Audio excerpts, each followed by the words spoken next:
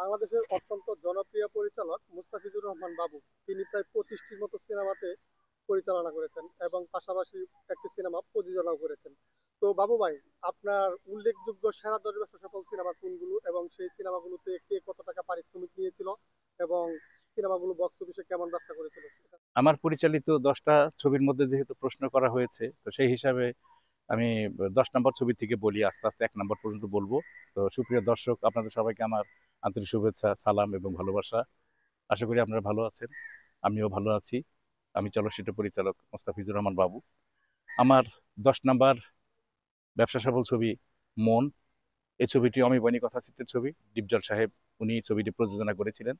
ওই ছবিতে অভিনয় করেছে শাবনূর, রিয়াজ, শাকিল খান, ডিপজল ভাই, সবাই অভিনয় করেছে আর কি, মিশা সওদাগর, এটা সবাই ছিল।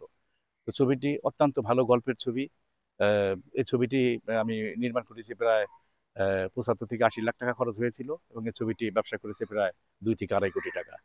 তো দর্শকরা আপনারা নিশ্চয়ই ছবিটি দেখেছেন, অনেক সুন্দর একটা লাভ অ্যাকশন মুভি, রোমান্টিক ছবি আর কি। তো তো এই সিনেমাতে কে কত টাকা পারিশ্রমিক পেয়েছিল, নায়ক নায়িকা পারিশ্রমিক এবং ডিপজল ভাইয়ের পারিশ্রমিক তো আর ওনারই ছবি, যেহেতু উনি আর কত, ওনাকে তো আর কোনো টাকা পয়সা দিতে হয় নাই ছবির মধ্যেই ওনারটা। মিশা সওদাগর নিয়েছিল হলো 4 লাখ টাকা, রিয়াজ নিয়েছিল 4 লাখ টাকা, শাবনূর নিয়েছিল 5 লাখ টাকা, শাকিল খান নিয়েছিল 4 লাখ টাকা।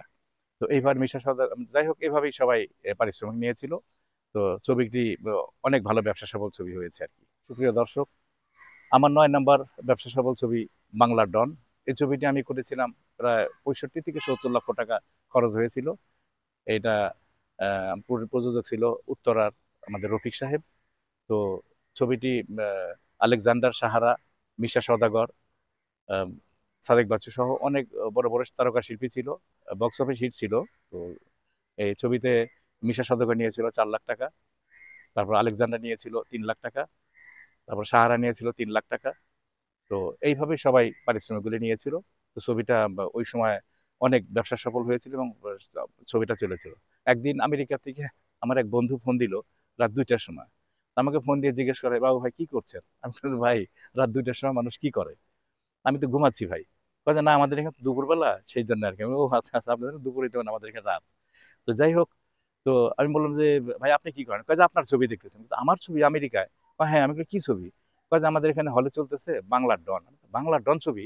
এই আজ থেকে 14-15 বছর আগে বাংলার ডন ছবি আমেরিকায় কে পাঠালো, কিভাবে গেল, আমরা তো জানি না ভাই। তারা বললো যে, না এখানে কেউ হয়তো নিয়ে আসছে, আর হলে চলতেছে, তো আপনার ছবিটা অনেক সুন্দর ছবি বানিয়েছেন ভাই, এই ছবিটা দেখতেছি আর কি। তো যাই হোক, এইভাবে বাংলার ডন সুপারহিট হয়েছিল। তো এই হলো ঘটনা। বাংলাদেশের ব্যবসা কত হয়েছিল? বাংলা ডন প্রায় 2 থেকে 2.5 কোটি টাকা ব্যবসা হয়েছে এবং খুব ব্যবসা সফল ছবি আর কি ওই সময়ের।